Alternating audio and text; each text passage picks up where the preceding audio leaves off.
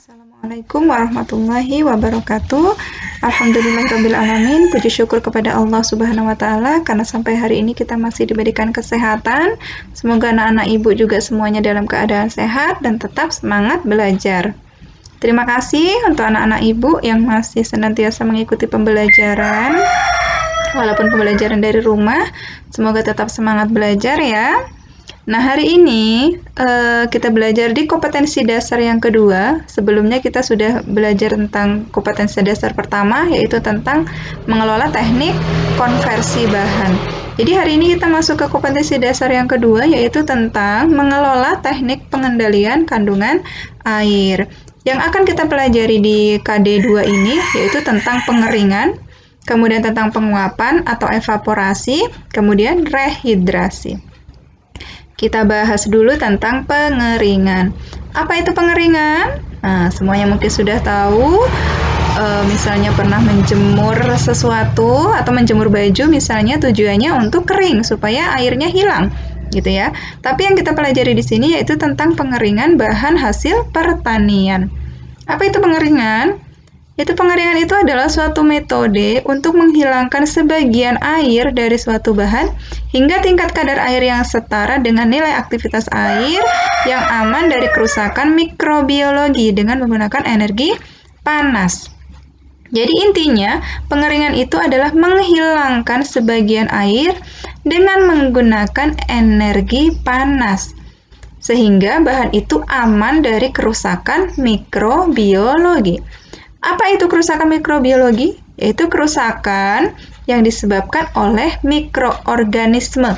Contohnya, bakteri. Nah, jadi kalau bahan itu kering, kadar airnya rendah, bakteri itu tidak bisa hidup. Sehingga bahan tersebut itu menjadi tahan lama. Kandungan air dikurangi sampai batas tertentu, di mana mikroba tidak dapat tumbuh. Pengeringan itu merupakan proses pengawetan pertama yang dilakukan oleh manusia. Jadi proses pengawetan yang sudah ada dari zaman dulu. Apa keuntungan pengeringan? Keuntungannya penyimpanan lebih tahan lama. Kenapa? Karena kadar airnya rendah sehingga mikroorganisme tidak bisa tumbuh. Makanya bisa lebih tahan lama. Kemudian biaya atau investasi modal yang diperlukan relatif lebih kecil. Kemudian pengangkutan lebih ringan karena kadar air rendah ya, jadi lebih ringan. Kemudian tidak memerlukan sterilisasi khusus karena sudah dikeringkan. Kemudian lebih praktis. Artinya lebih praktis di sini kalau kita mau mengkonsumsinya itu lebih mudah. Misalnya jahe bubuk, jahe yang sudah dikeringkan, kalau kita mau mengkonsumsinya ya tinggal seduh saja dengan air panas gitu ya. Kemudian kerugiannya sifat bahan berubah. Contohnya kalau kita bikin pisang sale, sifatnya berubah. Contohnya warnanya berubah. Kenapa berubah? Karena ada proses karamelisasi karena panas sehingga warnanya menjadi kecoklatan. Kemudian terkadang perlu ada perlakuan khusus sebelum diolah. Misalnya jamur kering. Kalau kita mau mengolahnya tentu harus direndam dulu. Contohnya seperti itu. Kemudian metode pengeringan. Ada dua metode pengeringan atau cara pengeringan, yaitu pengeringan alami. Pengeringan alami, ada pengeringan mekanis. Apa itu pengeringan alami? Pengeringan alami ini menggunakan sinar matahari. Jadi energi panasnya itu menggunakan sinar matahari. Keuntungannya, biayanya murah karena kita tidak perlu membeli bahan bakar. Kemudian tidak memerlukan keahlian khusus, jadi semua orang itu bisa melakukannya. Kerugiannya, waktunya lama. Kenapa waktu lama? Karena kita sangat tergantung oleh cuaca, kadang panas, mendung, misalnya gitu ya. Kemudian tempat pengeringannya luas, jadi harus luas, membutuhkan tempat luas. Kebersihan kurang terjamin, karena bisa terkena debu atau mungkin kotoran yang lain. Prosesnya tergantung cuaca. Kemudian penyusutan bahan relatif banyak. Penyusutan ini misalnya mungkin ada bahan yang jatuh, yang kotor, atau mungkin misalnya dimakan oleh burung atau dimakan oleh hewan-hewan yang lain. Jadi penyusutannya ini banyak. Kemudian pengeringan mekanis. Pengeringan mekanis atau pengeringan buatan atau biasa disebut dengan dehidrasi, ini adalah proses pengeringan dengan menggunakan alat-alat pengering. Misalnya oven gitu ya. Keuntungannya suhu atau aliran udara itu bisa kita atur. Kemudian kebersihannya itu lebih terjamin. Proses pengeringan itu dapat dikontrol karena kita bisa mengatur suhu pengeringan. Kemudian tidak memerlukan tempat yang luas. Kemudian penyusutan tidak terlalu besar. Kerugiannya, biayanya lebih mahal karena kita butuh listrik atau mungkin butuh bahan bakar.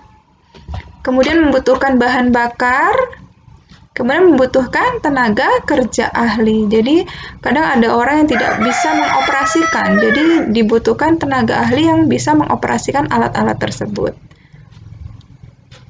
Nah, ini contohnya. Ini adalah proses pengeringan mekanis atau buatan dengan menggunakan alat. Kemudian ini contoh yang menggunakan sinar matahari. Ini contohnya adalah pengeringan kabinet. Nah, seperti ini, berak-rak seperti ini ya. Contohnya ini ada temulawak kering, kemudian ada jahe kering, kencur kering, kemudian ada cabai kering, contoh produknya. Faktor yang mempengaruhi pengeringan, ada suhu.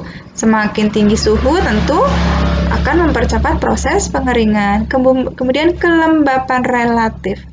Jika kelembapannya tinggi, tentu memperlambat proses pengeringan. Luas permukaan, semakin besar luas permukaan atau semakin tipis gitu bahannya akan mempercepat proses pengeringan. Kadar air yang rendah tentu akan mempercepat proses pengeringan. Ketebalan bahan, jadi harus disesuaikan ketebalan bahan, semakin tipis, semakin cepat proses pengeringannya. Prinsip pengeringan, prinsipnya ada dua. Ada pindah panas, kemudian ada pindah massa. Pindah panas misalnya, panas dari sumber panas, atau kalau kita menggunakan matahari, tentu panas dari matahari itu akan masuk ke dalam bahan yang kita keringkan. Nah, akan masuk dulu. Nah, jika dia sudah masuk bahan panasnya, tentu akan menguapkan cairan pada bahan dengan bantuan udara pengeringan. Setelah panas itu masuk dan airnya menguap, akan terjadi pindah massa, artinya air dari bahan itu akan menguap keluar dari bahan. Karena keluar dari bahan tentu akan ada pindah massa atau pindah beratnya, itu berkurang beratnya. Nah, ini prinsip pengeringan. Nah, ini contoh-contoh produk yang diolah dengan cara pengeringan. Ada jagung yang kita keringkan dengan cara penjemuran. Ada gabah padi, ini dengan cara penjemuran atau dengan sinar matahari. Misalnya kerupuk, ada vanili yang dikeringkan, ada kayu manis, kemudian ada manisan dikeringkan ya, manisan kering. Manisan itu ada manisan basah, ada manisan kering. Kemudian ini ada pisang sale, proses pembuatan pisang sale. Kemudian ada sayuran kering. Misalnya kalau kamu makan mie dalam cup, misalnya pop mie, itu akan kamu temui ada sayuran keringnya. Nah, itu proses pengeringan sayuran. Kemudian ada proses pengeringan ikan asin. Ini contoh-contoh proses pengeringan. Mungkin itu saja untuk pertemuan kali ini. Kita akan lanjut lagi berikutnya tentang evaporasi dan rehidrasi. Terima kasih untuk perhatiannya. Ibu mohon silahkan dicatat di buku di buku catatan Anda. Terima kasih untuk perhatiannya. Kurang lebihnya mohon maaf. Wassalamualaikum warahmatullahi wabarakatuh.